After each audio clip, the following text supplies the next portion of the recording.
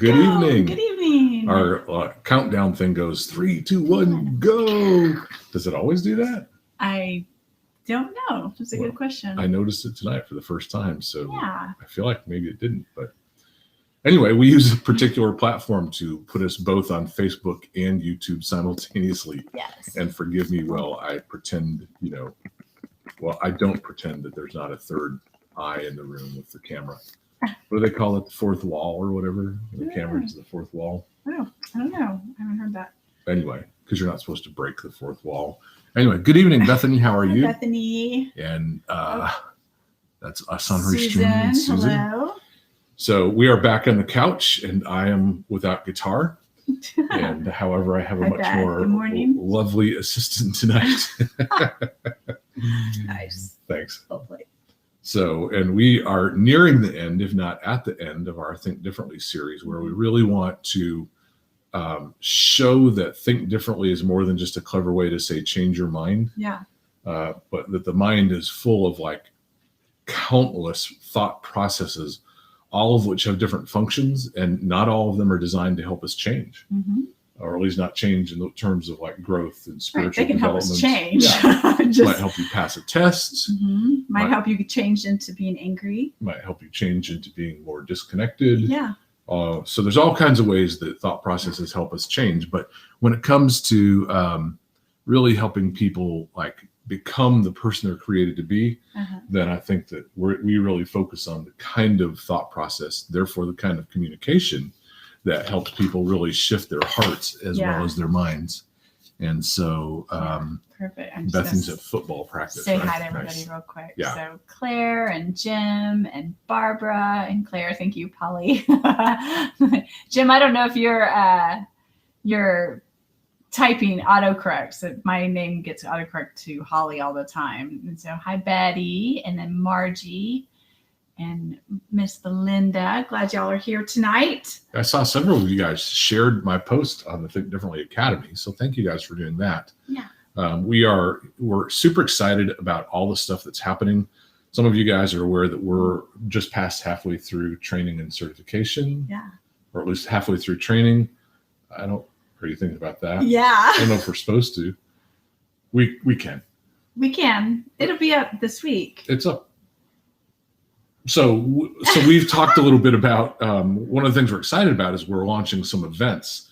Of course, we do training and certification, but not everybody wants to do training and certification. Yeah. It's been a while. It's been a minute, as they say. Been a minute Since we've done an online event beyond our Tuesday night classes. We're launching 3 events this year, and you can at least learn about them by we're gonna get in so much trouble. Jason, if you're on there, correct us if we're doing wrong here, dude. Yeah. But they're on the events tab. Yeah. I don't know if you can register or not yet. I don't either. But we have some events coming up. We're really excited. 2 of them are really focused on understanding and engaging the power of the emotional part of the soul. At 2 different levels. One of them has to do with like recognizing the role of emotions in compulsivity. So like if you're trying to lose weight, if you're trying to stop some kind of compulsive behavior, whatever it might be, if you're wanting to stop drinking, if you're wanting to stop, something you seem to just not be able to prevent yourself from doing, emotions play a much bigger role in that than a lot of people realize. And so one whole event is really aimed at helping people recognize that and then do something about it. Yeah. And then the other one is what I've wanted to do for a long time. Yes. Called developing emotional intelligence is the goal for it. But specifically, the name of it is Outsmart Your Heart, Developing Emotional Intelligence, or EQ, as the business world likes to call it. And then Polly's doing one. Yeah, doing one in December called Do Over Darling, and just kind of I haven't put words to it. Rob's like, oh, I'm so interested because I haven't put words to it yet. But just, I put out Do Over Darling probably a couple of years ago. And but just getting, we all get to have do-overs. Hey, Eliza. And what does that look like? And it'll be just a day event for ladies just to process through some stuff, go home with some new ways of looking at your life. And how to look at it through the lenses of we get a do-over. So, yeah. So should I do one for dudes and call it like Start Again Dude? SAD, SAD, Start Again Dude. I'm cool, dude. We're gonna let Polly do the do-over one because it's been in her heart for a long time. And as you'll hear tonight, sometimes the most powerful communication comes through connection. Mm-hmm. And so when we try to present something that belongs to somebody else, or try to produce something out of like thinking instead of just out of our identity. So Do-Over Darling's been very much close to Darling's heart for quite a while, and so we'll look forward to that in December. Anyway, those events are, if they're not up and able to be registered, they will be in the next 24 to 48 hours, which is why we're so excited. We've seen all the art and everything, and we're kind of correcting. This is why we think we might be in trouble. We're kind of correcting some of the copy and things like that, and so Jason may be going, shh, you guys, don't talk about him yet. Sorry, but oops, it's out. Here we are. So anyway, Think Differently, the series, is part of Think Differently Academy's ongoing Tuesday night classes, Tuesday Night Live, which then, of course, goes into the archive both on YouTube and Facebook, the Think Differently Academy Facebook page, and then anywhere that you guys share it. So part of the beauty of YouTube videos and why we wanted to do that, you can share YouTube videos almost anywhere. And so please, we love when you guys share our stuff out there. It helps other new people come find that thinking differently is a whole new way of looking at the world. Yes. And subscribe to our YouTube channel too. It'll have all our videos on there and all that. What do they say? Click on subscribe and click that notification bell. Is what they always say on the professional channels that we should do. So anyway, the Think Differently, the series, we've been really kind of working through. Some of it's stuff that's in this book here, Think Differently, Learn Differently. Some of it's stuff that we learned after the book was put out. But Think Differently, Learn Differently, the subtitle is Communication with Change in Mind. And it was really my attempt to say, thinking differently is more than just thinking a new thought, but there's all these rich, various ways that the mind processes information. And some of it's really targeting helping you become yourself, really stepping into identity. Some of it just helps you pass a test or build a bridge. And those are important ways to process information. But of course, here at Think Differently Academy, our objective is to help you become the best version of you, the truest version of you that we can help you with. And so the kind of thought processes we're after are really those thought processes that bring you to a place of transformation, personal transformation, and connection to identity. Which kind of introduces tonight's topic. And like I said, this may be our last. We're kind of looking at next week, thinking it might be time. I'm really excited about the next series, but we've done so much communicating about other things. I'm going to keep rolling. So very excited, though, about the next series. Anyway, I won't talk about it. But tonight's topic about thinking differently is we want to talk about the thought processes kind of wrapped around the idea of connection, or engaged in, or that result from the process of connection. You will have heard it in a couple of our other sessions, but we wanted to get real overt about it because in both sessions on the brain, the left brain, right brain teaching, and the teaching on the levels of the brain, we speak to a degree about connection. But I want to share a story with you that helps me think through the importance of this, maybe a couple of stories, because the thing about stories is they connect, right? So years ago, at this point, I'm 59. I know I don't look nearly that old, I'm sure. You're all marveling at how well I've approached age 59. It's incredible. Thanks. Sorry.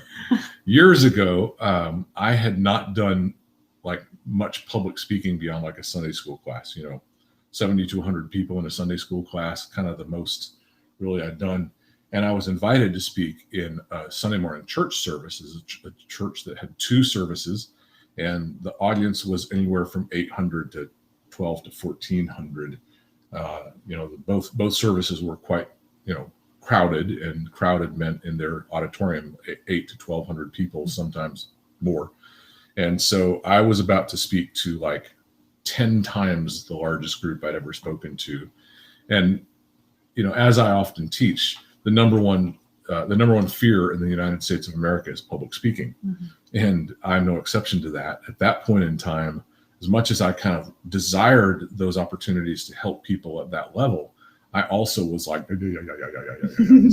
anxious about this thing. Nerve-wracking. And so I want to say it was like a 9 o'clock service and a 10:45 service or something like that.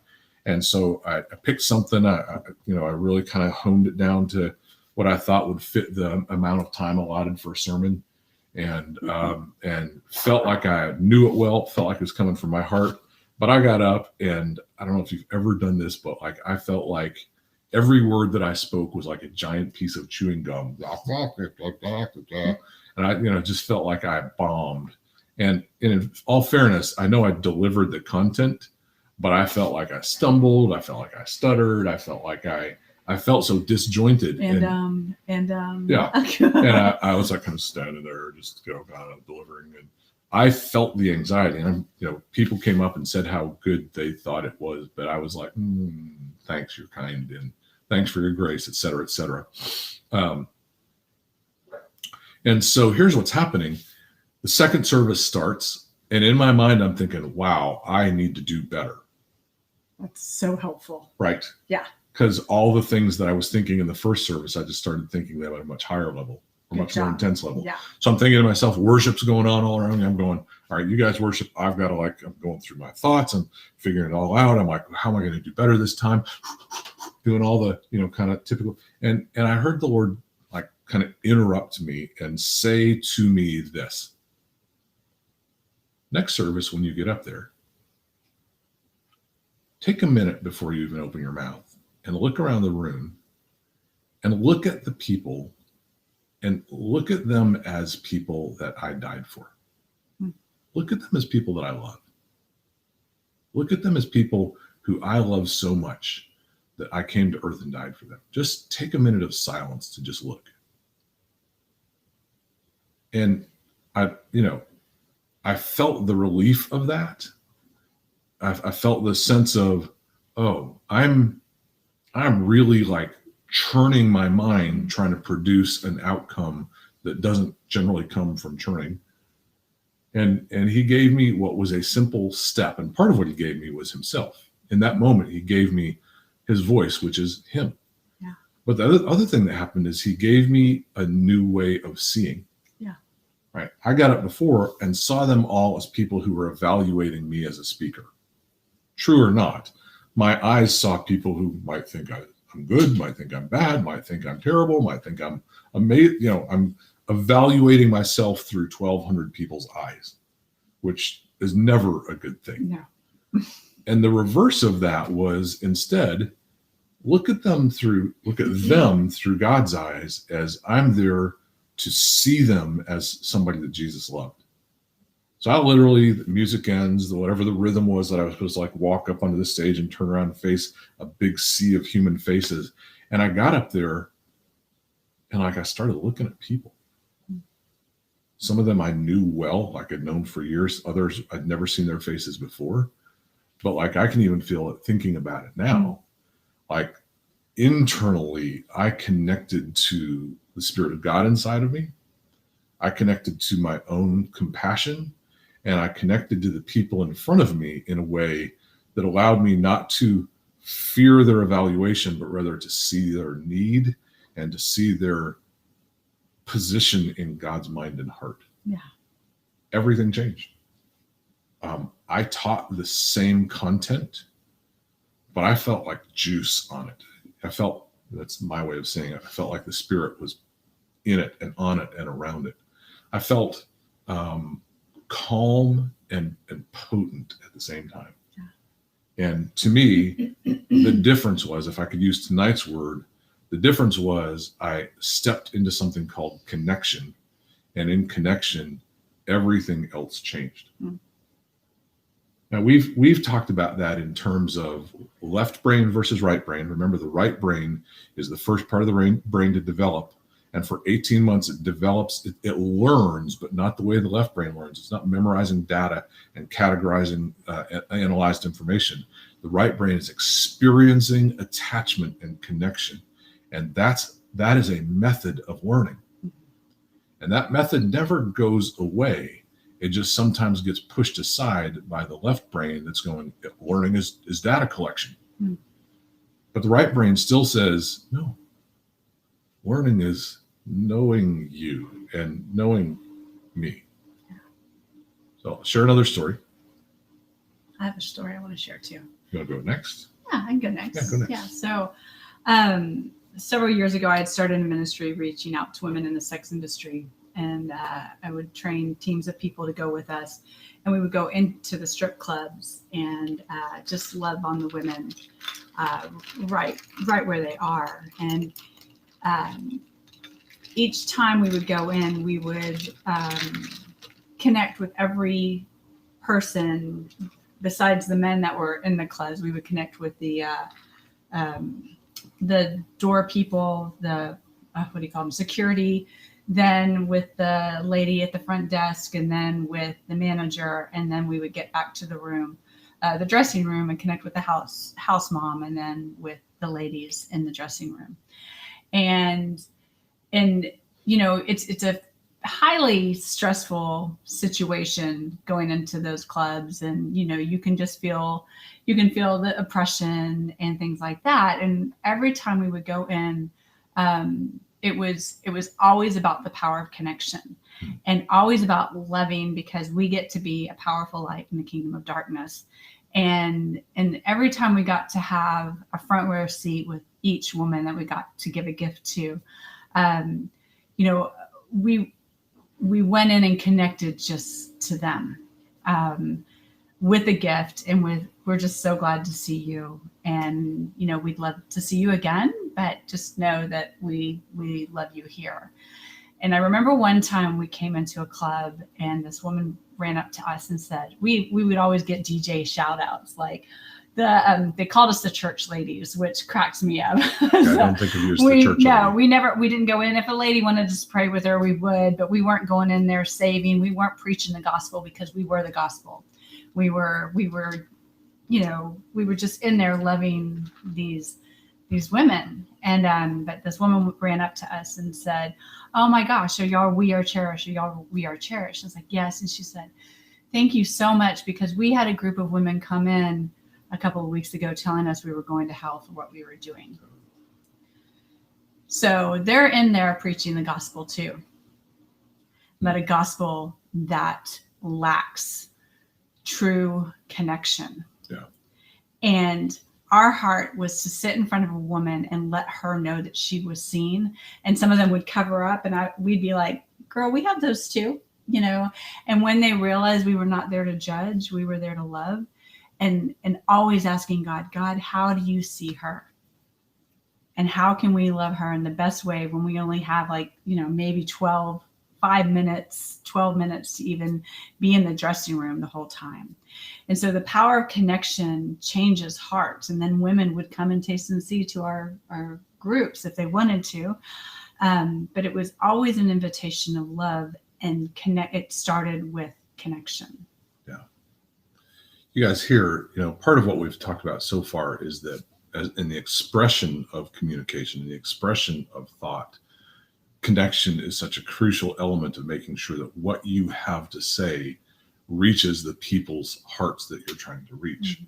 But I want to reverse that for a second and also talk about the idea that connection is also a way of receiving, right? So if we're talking about thought process, imagine for a moment that you're the women on the receiving end of Polly's story. Mm-hmm.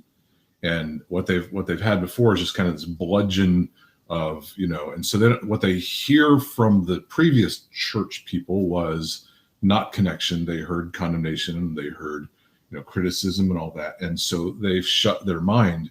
Even if what follows is meaningful truth, they've shut themselves off to the ability to receive it.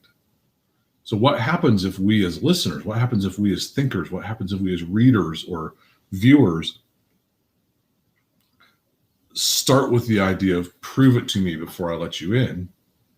Is what happens is we may miss some meaningful truth because we don't like a presenter, we don't like a, you know, particular thing, and there are people who just don't listen to them, just don't listen. Yeah. But when you're listening to somebody or something, or when you're trying to learn, understand that there's a sophistication to the elements of your mind. Remember, we talked about the right brain. We also talked about the limbic system, the upper part of the brain, or the entrance into the upper part of the brain. The limbic system is also one of the elements of the brain where it functions in connection and is actually triggered by connection. It's the step out of the primitive brain and into the sophisticated brain. Mm-hmm. So you want to solve a problem. You want You want to recognize patterns and be able to predict things and make it not happen that way or happen that way more often. It's not going to happen separate of your own connection. And in fact, when we talk about the limbic system, we talk about 3 levels of connection, right? Mm-hmm. We talk about the importance of first and foremost connecting to self.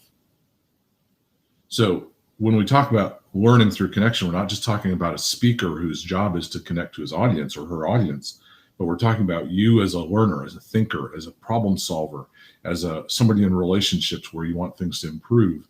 That connection is a way of processing things in your mind that opens up possibilities. Yeah.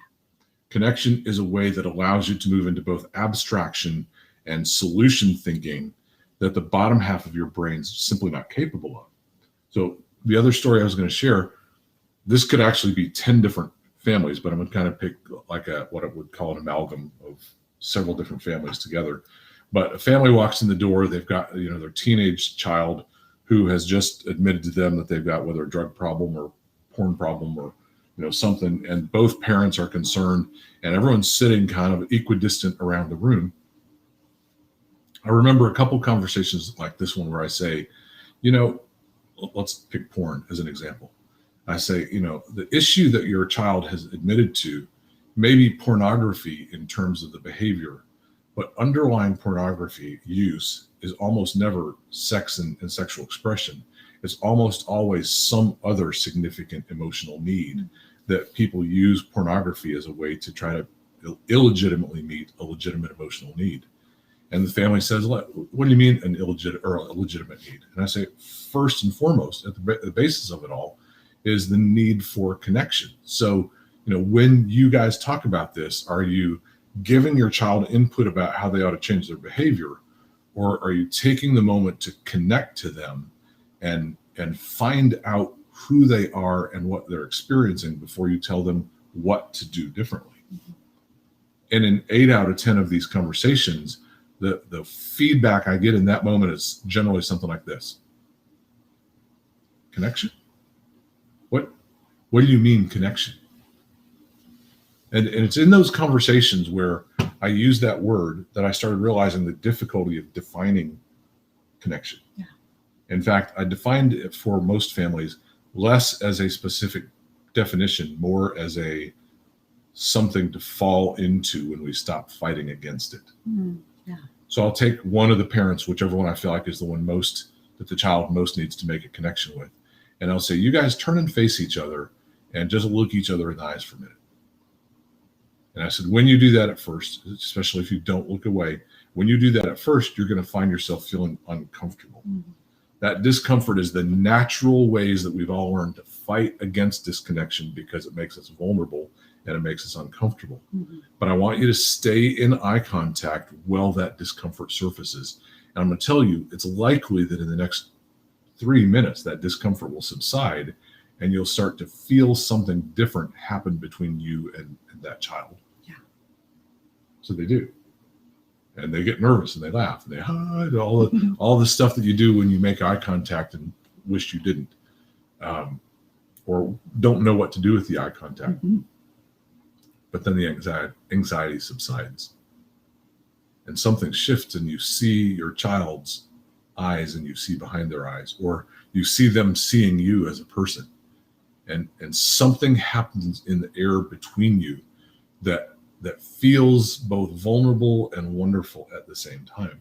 Mm-hmm. And so what I say to them at that point is that connection is the natural state of human relationship when we stop fighting against our fears of being connected. Mm. It's really a natural thing. It's not something that's easy to force. Do ask that, Susan, in just a couple minutes. Let me answer that as much as I can. But it's not something to force. It's something to allow. If you try to force connection, by definition, connection is something that each person must choose. Mm-hmm. And so forcing connection, the best you can do is force eye contact and force, face-to-face, communication. But real connection isn't likely to happen unless both people feel the permission to not connect. Yeah. Once there's permission to not connect, it's much less threatening to let down your guard. And in the absence of your guard, in the absence of those defenses, connection is the natural state between people, whether it be between two friends, between a parent and a child, between husband and wife.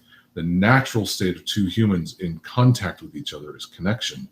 We spend a lifetime learning how not to, right? We learn for various reasons. Some of them, it makes sense. Why connect if connection is painful? Why connect if no one else has ever showed me how?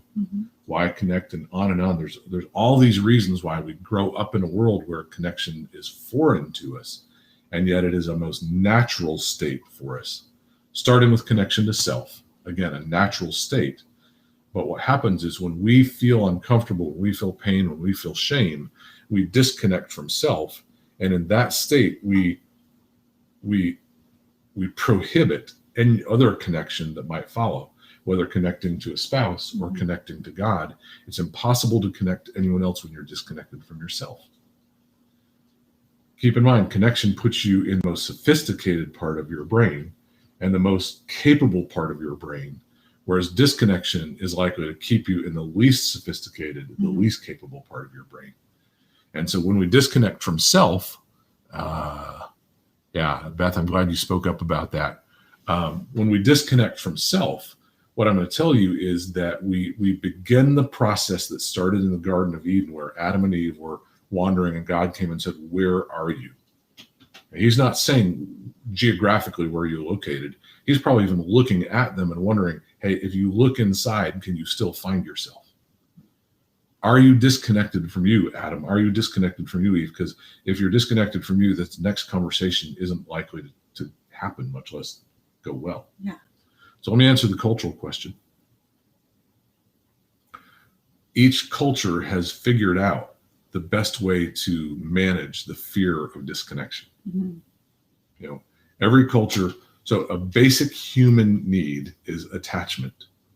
There's an experiment from back in the 60s or 70s where they demonstrated that animals will actually die without meaningful attachment. And so a basic human need is attachment. So Beth, you talk about how the Aussies culture, you don't make eye contact at all costs. It's a creepy thing to do. I remember talking about being in Egypt and having finished my first session there, walking down the hall, and every one of them made direct eye contact. And I'm like an eye contact person. I teach about it. I try to practice it. But I mean, their eye contact was so without guile and so vulnerable. I felt like awkward walking down the hall. And some of them would even say, "I love you." And I was like, I was like, am I supposed to say this back to you? Because I do, but do we just say that to each other? So here's what I want to say about the cultural thing. Every culture has figured out their most natural way to avoid this very natural process called connection. We actually did this exercise in an undisclosed location in Asia, which is always code for China,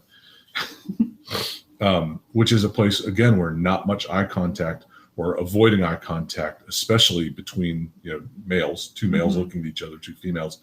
It's pretty foreign and pretty awkward. We did an exercise there where we asked them to pair off with same sex partner and make uninterrupted eye contact for 2 minutes.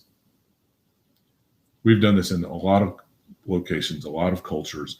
What happened in that next few moments was profound in that many of them ended up just crying. Several of them ended up embracing each other and holding each other while they both cried. And it was as if to say, we've been so lonely because of the way our culture has told us to disconnect.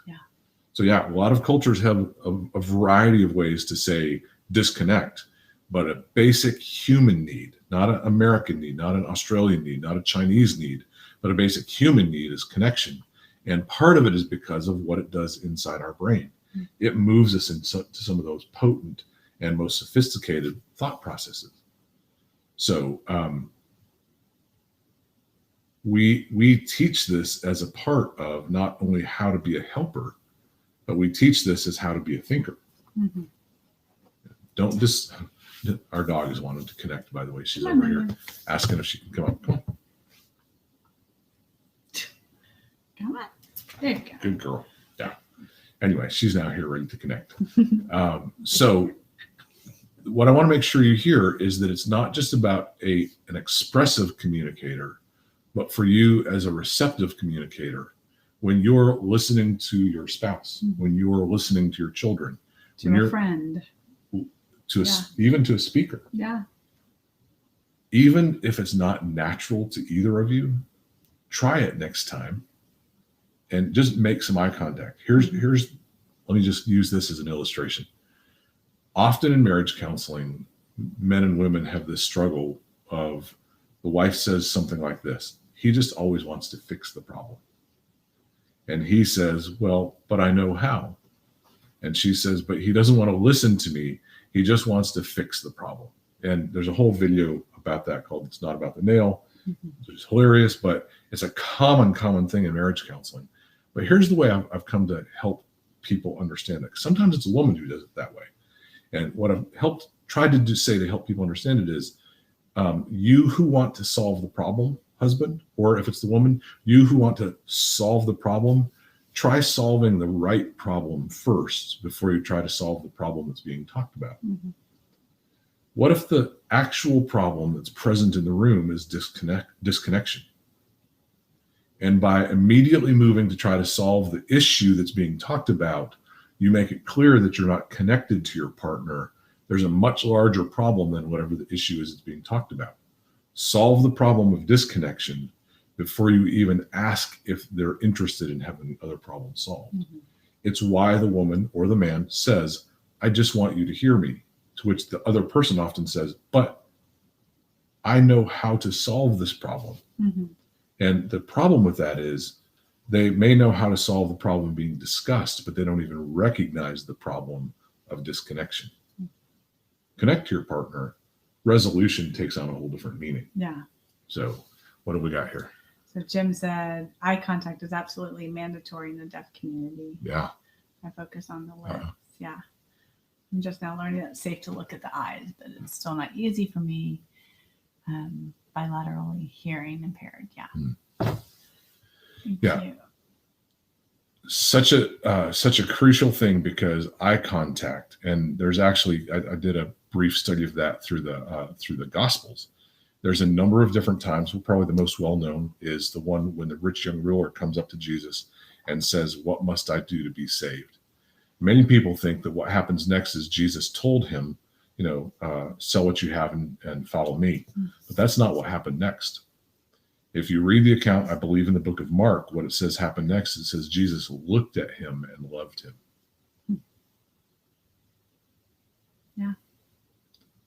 Jesus didn't jump to an answer, even though the man was asking for an answer. He jumped to the first answer, the real problem, and that is disconnection. The one who could help him inherit eternal life looked at him and loved him, which is the vehicle for delivering eternal life. Whatever came out of his mouth next had the power of connection behind it, because the first thing he did was he looked at him and loved him. How often then would our mind think differently if our first step wasn't to try to grasp data and memorize or categorize data, but if our first step was to go, am I disconnected from me? If I am, before I listen to another word, I'm going to stop and go,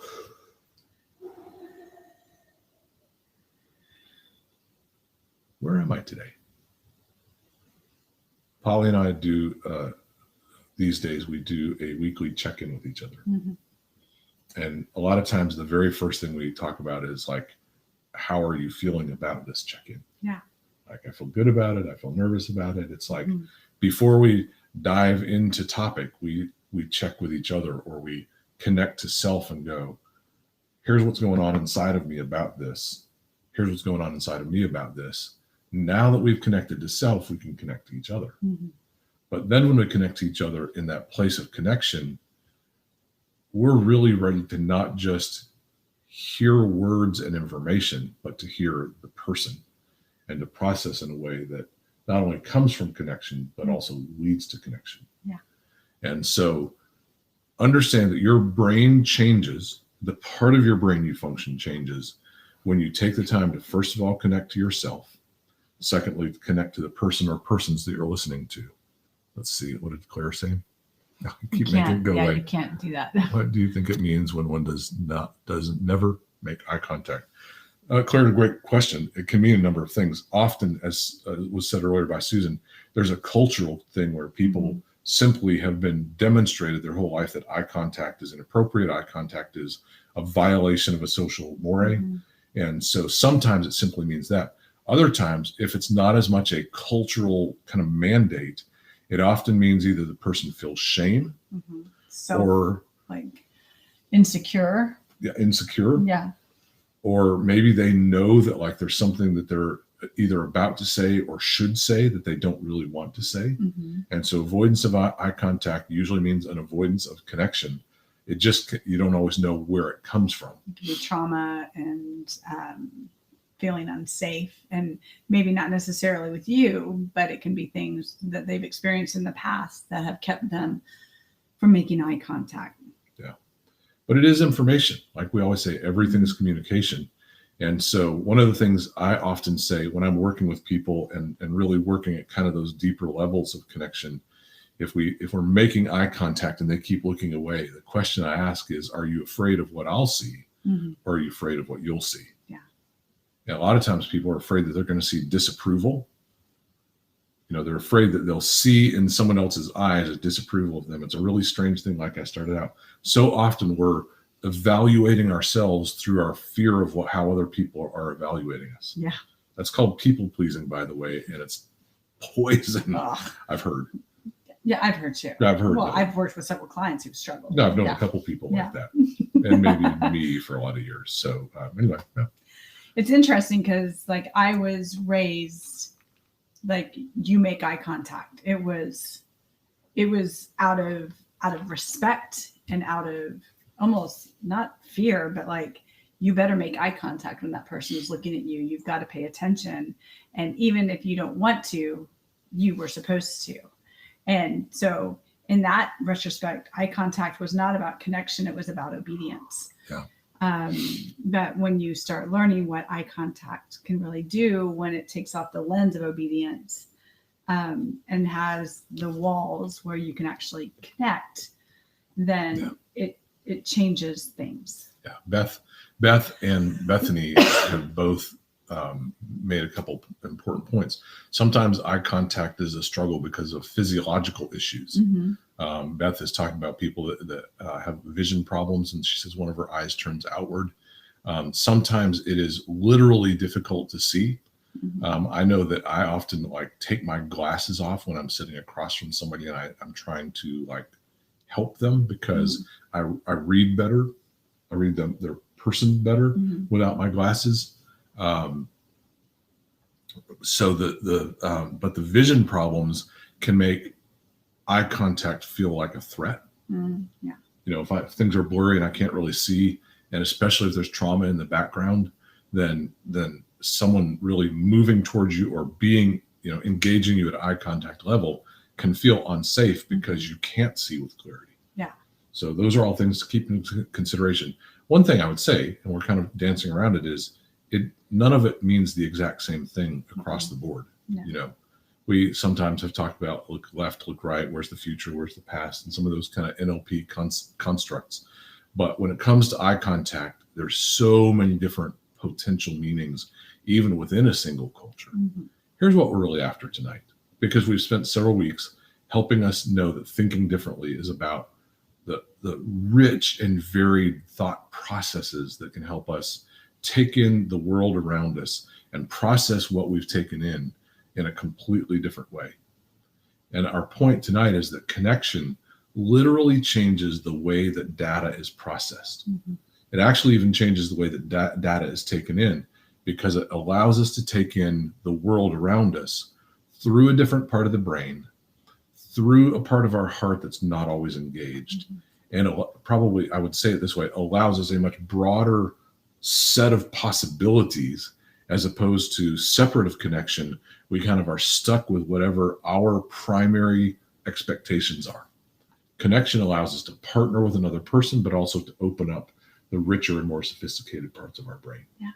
So I just want to say real quick, it just kind of pops into my head, is connection's not always eye contact. Yeah. I think about when we talk about connecting to self and then connecting to God.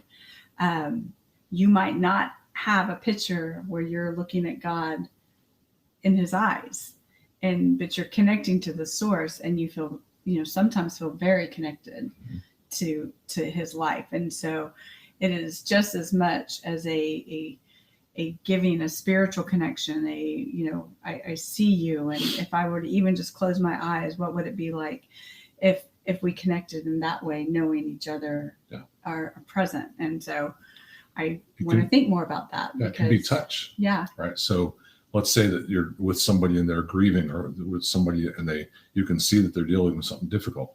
If the relationship's appropriate and you have permission, a hand on a shoulder, a hand on an arm can be a very comforting connection, because they're inward, they're turned inward to deal with their pain and whatever they're dealing with. And again, with an appropriate relationship and appropriate permission, physical contact can be a form of connection, keeping in mind that it's not always been that for everybody. Right. You don't want to just assume that it is for the person you're talking to. Both in prayer ministries that we've overseen and counseling, we often say you ask for permission before you touch a hand, put a hand on a leg, put a hand on an arm or shoulder or back. Permission for proximity and touch is always important. If it's already assumed in the relationship, then touch is a form of connection. The other thing, and I think you said it, but I want to amplify it a little bit, and that is just presence is connection, right? So often people say, I don't know what to say when my friends are grieving. I don't know what to say when my friends are in pain. And the prescription for that is always then say nothing, but be present. Because most people are accustomed to, when someone is in pain, everybody disconnects from them, because Westerners don't know what to do with pain. Yeah. And so at a time when people most need connection, often people kind of pull back because their pain feels contagious. But the one who's willing to sit with them in silence and maintain vulnerability and connection, even when there's no eye contact, even when there's no words, even when there's no touch, to stay present in their vicinity while they're grieving or in pain or frustrated or confused, really is also a form of connection. If their awareness of your presence lets them know, I'm not running away from you. Yeah. So we are so glad y'all joined us tonight. Yeah. And is this our last one, or do we have one more? Why did I feel like you had one more that you were talking about? But maybe not. I don't remember. We will let you guys know next week. So, and next week, hopefully we'll have all of the details for our events. That you can go look. Yep. Next week, definitely you can go even register if you wanted. Yeah. But tonight you can just go look. So we're gonna get in so much trouble. But you guys have a great night, and we will see y'all next Tuesday. All right. Okay. See you guys. Bye-bye. Bye.